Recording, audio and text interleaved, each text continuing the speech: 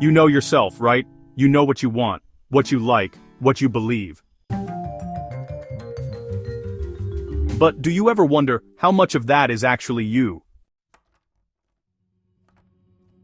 Because somewhere inside your mind, beneath the words, beneath the calm surface of who you think you are, there's another layer, a silent one, hidden even from your own awareness. It's where the real decisions are made, where truth gets edited, pain gets buried, and lies get dressed as logic. This is the part of you don't want to meet, but already live with every day. This is the unmasked mind. From the moment you're born, you begin learning who it's safe to be. You laugh when you're praised, you cry when you're ignored, you learn quickly, some emotions are welcome, and some are not. So you build a mask. You hide anger behind politeness, fear behind control, sadness behind humor. You start performing a version of yourself that gets accepted. Psychologists call it the social self, the identity built for survival. It's not false, it's just incomplete. Because every time you suppress a truth, you send it deeper, and the mind, in its need to protect you, locks it away. But it doesn't disappear. It waits. You may think you've outgrown your childhood fears, but they've only changed costumes. That fear of rejection, it's why you overthink every text. That fear of failure, it's why you procrastinate the things that matter most. That fear of being seen, it's why you call yourself shy, when in truth, you're just afraid to be judged. These are your defense mechanisms. The mind builds them like walls, not to deceive you but to protect you from the unbearable. Repression, denial, rationalization, displacement. You use them every day, not consciously but automatically. They help you survive pain at the cost of self-awareness. Carl Jung once said, "Everyone carries a shadow." The shadow isn't evil, it's everything you've disowned. Your jealousy, your rage, your shame, your unmet desires. You push them down, but they don't go away. They leak. They appear in sarcasm, in the way you criticize others, in the way you distance yourself from those who mirror what you suppress. The people who irritate you most often reveal the traits you've denied in yourself. That's projection, the mind's way of seeing its hidden parts in others, so it doesn't have to face them inside. Every suppressed emotion becomes energy, and, energy seeks expression. So when you say, "I don't know why I'm so angry," or "I don't know why I keep choosing the wrong people," it's not random.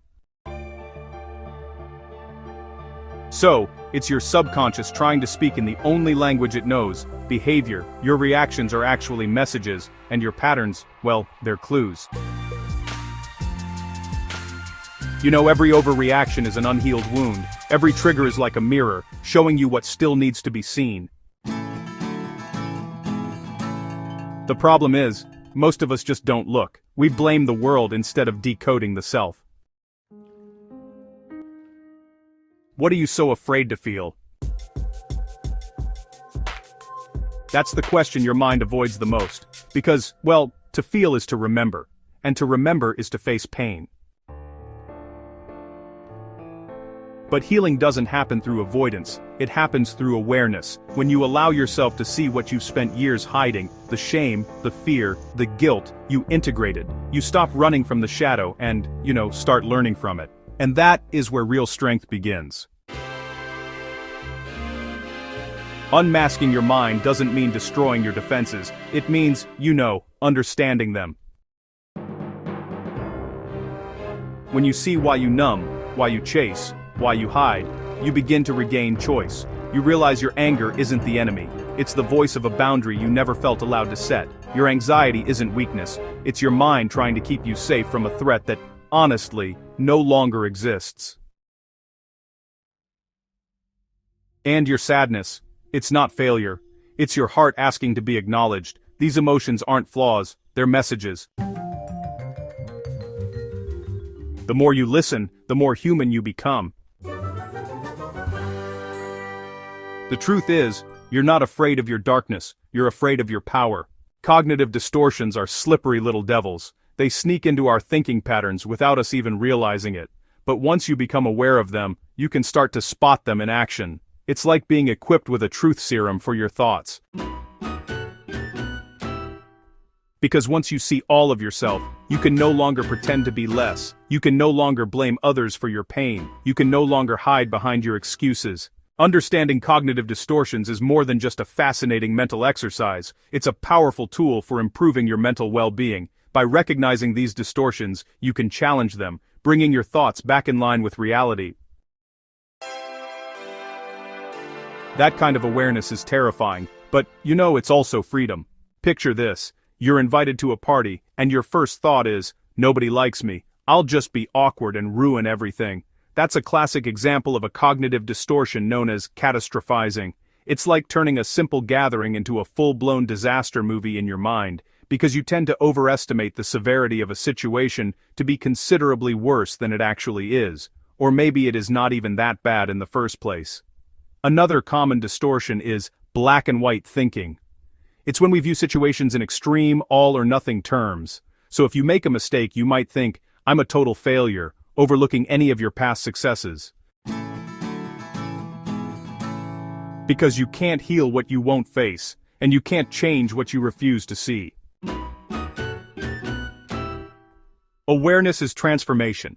Cognitive distortions are like optical illusions of the mind. They're the subtle, yet powerful twists and turns our thoughts can take when we're processing information. Imagine wearing glasses that distort your vision, making everything appear skewed. Well, cognitive distortion does a similar thing to your thoughts. It fogs our mental lens and makes everything look darker and scarier than it really is. So, the next time you look in the mirror, don't just fix your reflection. Ask yourself, what part of me am I still hiding? And listen, not with judgment, but with curiosity. Because behind every mask you wear, there is a version of you that's been waiting to come home. The unfiltered one, the honest one, the whole one. Unmasking your mind isn't about finding who you should be. It's about, remembering who you already are. Mind scripted. The truth isn't hidden, it's forgotten.